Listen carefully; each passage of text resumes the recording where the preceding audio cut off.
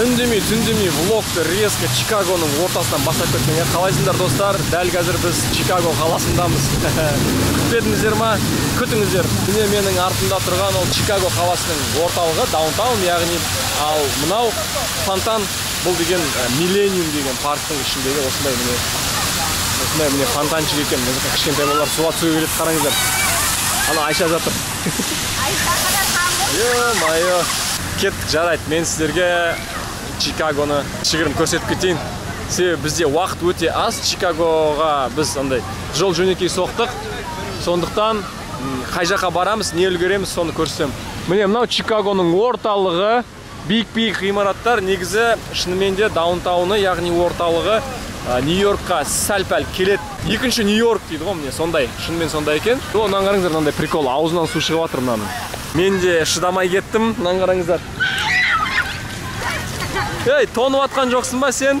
Достар, картопастар. Достар, жұмыртқа бастар, қараңыздар, мынау деген. Жұмыртқа тәріздес. Бин тәріздес. Бин деп айтады, бабы. Ескерткіш Чикагоның бұл да бір андай несі. Чикагоның бір достопримечательности. Бұл жақта өте көптеген кинолар түсірілген. Мысалға Гарри Поттер десең, мысалға Мистер Бин десең. Білмеймін қандай кино түсірілген, бірақ түсірілген. Біз негізі қыста Чикагоға келген болатынбыз 2021 жылы. Сол кезде осы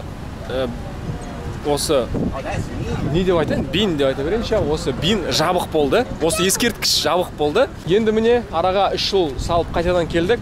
Қайтадан жабық. Біреудің бір жері ауыр. Мынау қараңыздар, адамдар келіп фотоға түсетін жер. Себебі әдемі, қараңыздар, мынау жаңағы айтқаным Чикагоның орталығы да. Сосын дәл міне екі жақтан биік ғимараттар тұр ғой, соның дәл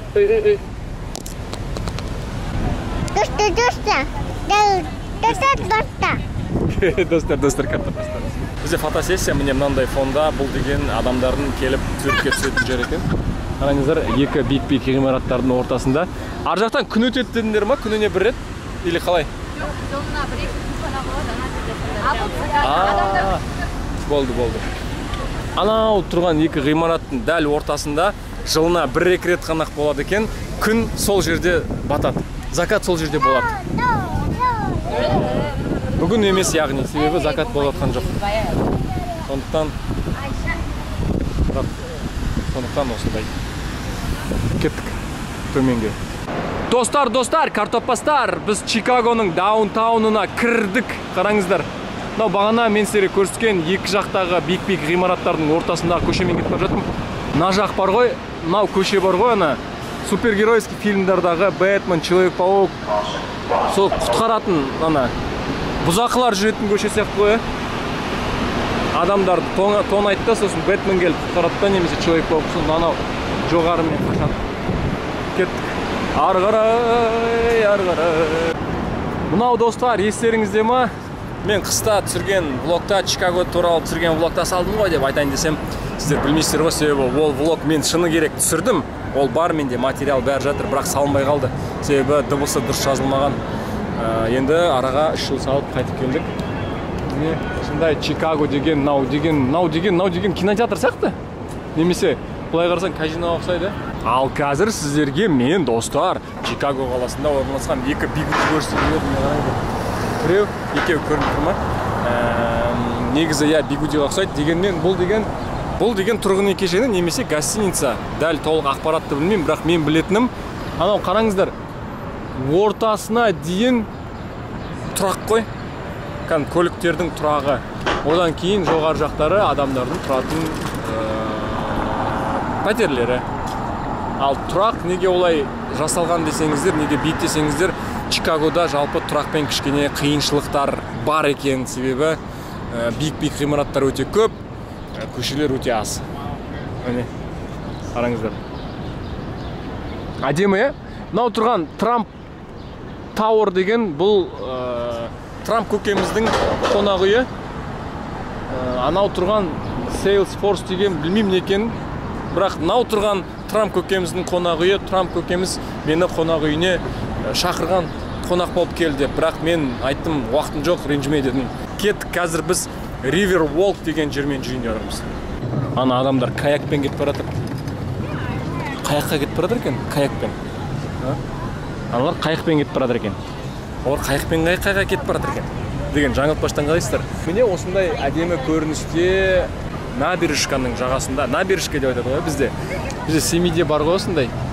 Семейде, Ертістің бойында, жоқ Өскеменде, Семейде де Өскеменде де набережка деп. Ертістің жағасымен осылай жүруге арналған орын. Мынау міне осылай, бұл қандай өзен екенін білмеймін. Чикаго шығар, Чикаго өзені. Мынандай пароходтар Jet Sky View деген. Бірақ біз оған үлгермейтін сияқтымыз отыруға. Себебі сағат кешкі 8:30 болды. 8:30 болды. Сосын Skydeck деген жерге барайық дегенбіз. Ол деген анау жоғары қабаттан неге? Қалаға қарайсың. Қалаға қарағанда жаңағындай стеклянный мост па, стеклянный балкон ба сондайдан қалаға қарайсың. Бірақ оған да үлгермейміз. Сол себепті айтып тұрмын ғой. Бұның бәріне кім кінәлі десеңіздер, бұның бәріне Frontier деген әуежай компаниясы кінәлі. Егер ақш-қа келіп жатқан болсаңыздар, ақшты ішінен аралайтын болып, ұшатын болып жатсаңыздар, ешқашан Frontier деген әуежай компаниясын қолданбаңыздар. Дәл қазір Трамп көкеміздің гостиницасында жүрміз. Нақтылау айтқанда террасасында соның. Бұл деген Трамп гостиницасының террасасы. Көріністі көрсеңіздер қараңыздар.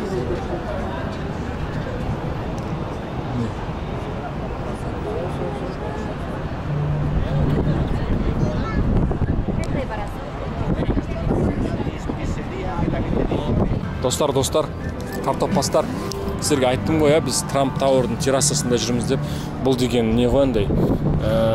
Кәдімгі бар ғой, бұл жаққа кіріп, сен деген бір нәрсе тапсырыс беріп отыру керексің да. Біз кіріп тапсырыс береміз деп бардан, бірақ тапсырыс берген жоқпыз. Жай фотоға түсіп алдық, қарап алдық, қазір қайтадан түсеміз. Мынау міне біз жаңа көтерілген лифт, міне террасаға көтерілдік, 16-шы қабатта екен. Сол жаңа айтайын дегенім, жаңа естілді ма, бар ғой ол, сол жаққа кіріп тапсырыс беріп, сол жақта отыру керексің да енді. Бірақ біз кіріп тапсырыс бермей, фотоға түсіп, видеоға түсіп кет қалдық.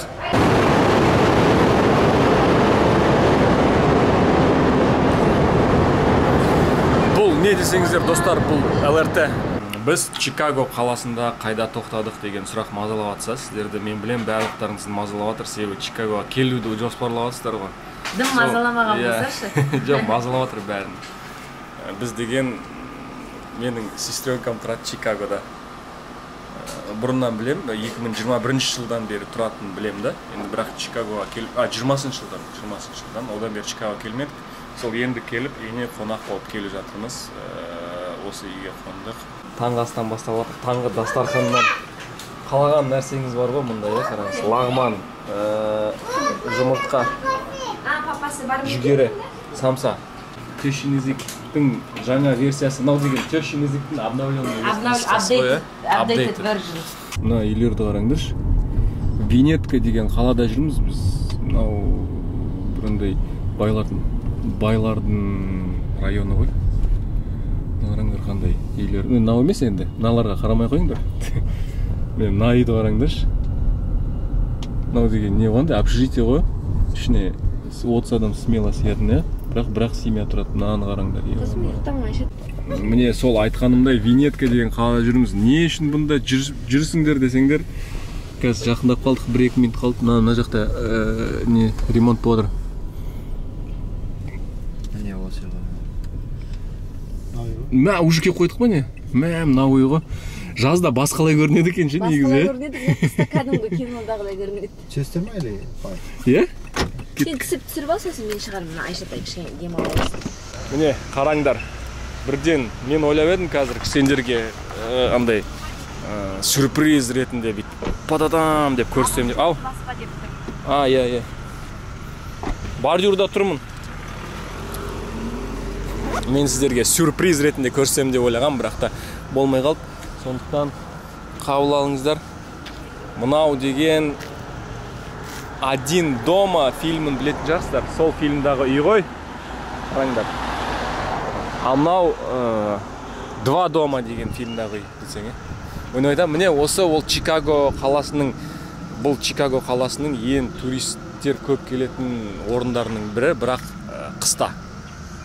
Қазір жазда олай аса көп адам келе бермейді.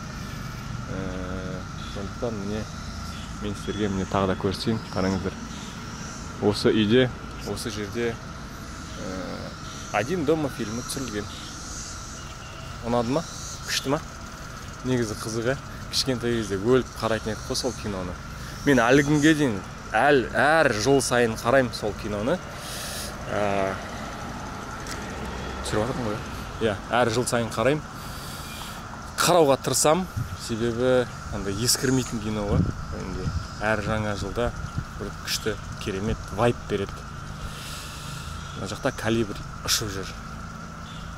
Тағы да көрсейін. Бұрын үй өзгерген. Негізі шынымен қыста басқалай көрінеді екен. Біз қыста келгенбіз 2021 жылы. Жазда кішкене басқалай көрінеді екен. Бұл жақта адамдар қазір тұрмайтын сияқты. Үй сатылымға салынды деп естідім. Ар жағында гаражы бар еді. Мынау сыртындағы заборы жоқ болды. Сосын ана қарама-қарсы үйде, немесе анау үйде мекен, анау үйде мекен, кім тұратын ғой? Ата білесіңдер ма? Дворник ата. Қар күреп жүретін. Дворник емес, қар күреп жүретін ата. Осы қабыл алыңыздар. Балалық шаққа бір саяхат. Тағы да соңғы видео бұл жерден 2 камераға бірден. Осылай міне Чикаго қаласында орналасқан осындай кереметтей үй, кереметтей жер. Келіп тұрыңыздар, көріп тұрыңыздар десең.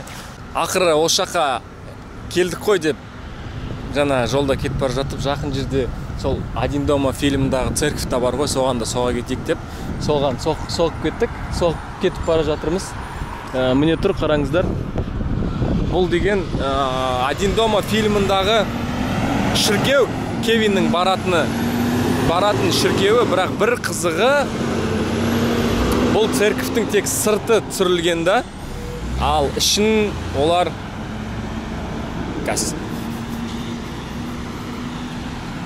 ішін олар басқа жақта түсірген. Сондықтан мен сіздерге бұл церковьтің тек сыртын көрсетем. Анда ішінде отырады ғой. Ана атамен сөйлесетін, көрші атасын жақсы екенін білетін кездегіші. Ол барлығы басқа жерде түсірілген. Бірақ сырты осы неде түсірілген. Ішіне кіруге бола ма білмеймін. Жарнаманы жасау білетті американдықтар, қараңдаршы. Ран деген жаңа компания шығайын деп жатыр. Соның жарнамасын жасап қойған, бүкіл үйді, бүкіл ғимаратты қоршап. Ал мен дәл қазір Чикагоның даунтаунына қайттан келдім, себебі сіздерге көрсету үшін мынау тұрған, қараңыздар достар. Әлемдегі ең үлкен Starbucks деп ақпарат алғам, бірақ та Google-дан іздеп жүріп мен ана басқа Шанхайда ма бір жерде одан да үлкен Starbucks бар екенін тауып алғам, көргем дегенім ғой. Енді шын айтсам білмеймін, бірақ ең үлкен Starbucks-тардың бірі дейінші, иә? Америкадағы ең үлкен Starbucks ол, точно, бірақ әлемдегі білмеймін. Міне қараңыздар, бұл Чикагода орналасқан осындай 4 қабатты Starbucks, ойлаңыздар. 4 қабат. 4 қабат. Мегада 4 қабат жоқ қой, ә? Бұл жақта тек бір Starbucks-та 4 қабат. Кеттік, қазір ішке кіреміз. Адамдар өте көп келеді екен. Мен қазір мына есікті ұстап тұрғанның өзінде бұл жаққа шамамен 15 адам кірді. Кеттік, былай қарай жүріңдер дейді. Міне кеттік, мына бірінші қабатында мына жақта тапсырыстар беретін шығар. Есік нелері. Теке мерчтары сатылады. Мына жақта тәттілері сатылады Starbucks-тың. Ар жақта пойыз тұр десең. Қараңыздар, мынандай кофелар сатылып тұр, стаканчиктары, кружкалары, тіпті киімдер сатылады екен. Яғни футболка, кофта, Starbucks-тың қараңыздар. Бағасын көрейік. Футболкалары $35. Ал мынандай кофталары $70. $70 алуға дайынсыңдар ма? тартып кеттік. Starbucks'ın ішінде экскалатор бар дегенге қалайсыңдар? Міне көрсеңдер. Мынау міне қап-қап кофелар. Плантациядан жинап осында қап-қап қылып алып келеді. Мына жақта қараңыздар, үгітеді кофелар десең. Екінші қабатына көтеріліп бара жатырмыз. Бұл жақта тапсырыс беріп, ол жақтан алатын сияқтысың. Мынандай. Яғни баристалардың бәрі осында жүреді екен. Ол жақтан аласыз, сосын үшінші қабаты. Үшінші қабатында да сондай сияқты. Несі басыма сыймай жатқан соншама 4 қабаттай, ол не істеген бұл жақта, не бар деп. Барлығы ары қарай солай сияқты 4 қабатының бәрі. Бұл жақта да отыратын жер, тапсырыс беретін жер, бұл жақта да кезек. Екінші қабатта да кезек, үшінші қабатта да кезек. Базар жақтан қараймын. Ал 4-ші қабатында Рванда, Колумбия, Индонезия дейді. Әр мемлекеттің несі? Кофесі ма? Кофесі шығар. Бразилия. Қазақстан бар ма екен ішінде? Қазақстанский кофе жоқ, Кениян кофелар бар екен. Бұлай ең көп таралған ол Бразилия, Кения, сосын не ғой? Ой, Кения деп, Колумбия. Starbucks'ın ішінде лифт бар дегенге қалайсыздар? 4-ші қабат ең жоғарғысы. Терраса бар дейді, қазір террасаны көреміз. Жалпы кофейняның ішінде лифт бар дегенге қалай қарайсыздар? Кофейня емес бұл, кофейнище ғой, кофейнище. Террасасына қалай шығады екен. Айтпақшы, сосын 4-ші этаж бұл деген бар дейді, бұл жақта алкогольный напитоктар сатылады екен. Мен жалпы бұрын сонды неде Starbucks'та алкогольный сатылатын білмеппін. Жоқ қой террасасы. Ане ар жаққа көтерілетін сияқтысын. Қазір көреміз. Бағанағы лифтта 5 деген болмай өтті, мына жақта 5 деген бар, қараңыздар. Осындай не сиқыр. Бұл деген сол жаңағы террасаға көтерілетін лифт бөлек екен. Тек бір лифт келеді. Бағана көрсеттім ғой, 2 лифт тұрды, мына жақта 1 лифт. Біз қазір террасадамыз. Бұнда ешкім жоқ, ештеңке жоқ, кішкентай екен. Міне мынандай ғана. Үшін бағанағы міне мен сізге көрсеткен Ран деген компанияның дүкені көрінеді. Міне аса ештеңе көрінбейді екен. Сосын қатты күн, ыстық. 30 градус, как көрсем сізге. Міне қараңыздар, 30 градус ыстық болып тұр. Сондықтан мына жақта ешкім отырмайды. Достар, картопастар, Starbucks'тан дым алмайды, тікелей біз не үшін дым алмадым десеңіздер, себебі қараңыздар. Тары кофе хаус. Тары деген таныс сөз ба? Ол деген біздің қазақтың тарысы десең, қазақтың емес, қазақстандық. Себебі Чикагода ашылған екен, ойлаңыздаршы достар. Дәл менің артында 2 американдық бауырсақ жеп отыр. Кеттік алып көрейік тарының іші қандай екен.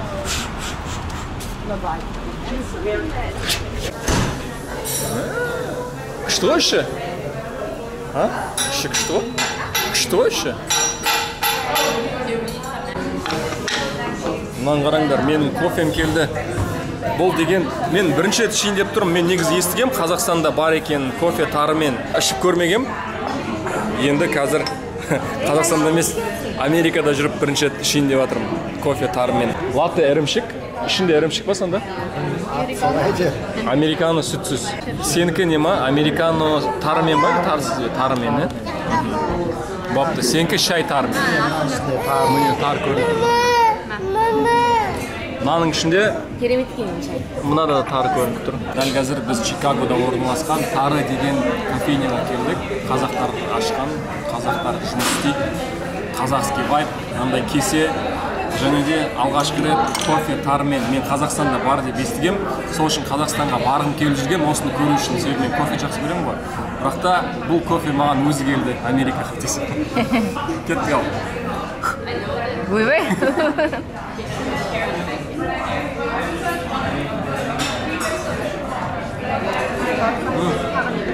Кофе тарымен деген мен сіздерге айтайын, жай ғана маркетинг. Себебі тары ешқандай дәмі сезіліп жатқан жоқ маған. кофе. Дұрыс айтады. Мүмкін араластыру керек. Может, сәл ойлан. Кет, араластырайық. Тарысы қайда? Аз екен, чуть-чуть салады екен. Енді Қазақстаннан толтырып таралып келу де оңай емес шығар. Қанағат етіп жей берсейші. Сөйтсе қалтасына салып алып келетін болса ше. Бұл точно маркетинг ағайын. Жоқ, сәл сезіледі. Бірақ та енді кәдімгі негізі кофелар жақсы екен. Соны айта кетейін бірінші. Кофелар жақсы екен. Сосын жалпы прикольно. Келіңіздер Тарыға. Осы Чикагодағы шай күндеріне. Ben кофеге обзор жасап бермеймін. Мен арнайы қайсы? Латте ірімшікпен. Мен жаңа ойлағанда бұл кофе тарымен сияқты ішінде тары болады деп ойладым. Бұл значит просто латте жай ірімшік шетінде, яғни ішіне салмайсың оны. Білесің ба? Ішіне салып жүрме. Ірімшікті отдельно жейсің ба? Салмаймын, точно салмаймын. Салмайды деп ойлаймын мен. Сұрайықта келеді. Андай. Оның бағасы Қаймақпен. Қаймақ жағып жеп отырмын. Дерзкий қаймақтан да. Біздің қаймақтар есіме түсіп кетті ғой. Нақты сатылады дейді ғой. Тауып алу керек. Қалайсыздар?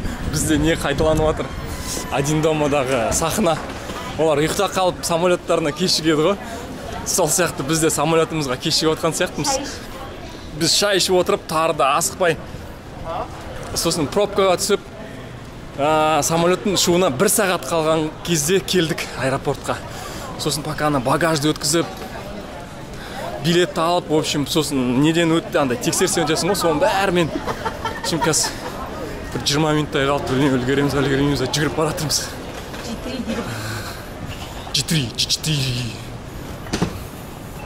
Бұл деген сол жаңағы «Один дома» фильмі түсірілген Охара деген аэропорт. Үлгердік достар, үлгердік, бәрі нормально, уайымдамаңдар, біз үшін бәрі жақсы. Дәл қазір өзіміздің отырғызылу жүргізіліп жатыр, отырғызылу жүріп жатыр. Кезегіміз күтіп тұрмыз, сол біз деген ары қарай ішіп бара жатырмыз. Қайда екенін айтпаймын, себебі қайда екенін білгілеріңіз келсе, келесі влогты күтіңіздер.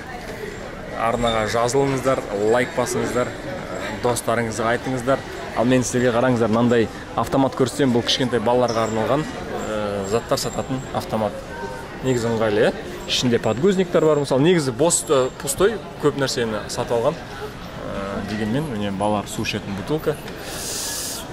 Сол, так что біз кеттік, ұшамыз. Ал сендер бірге болыңдар менімен.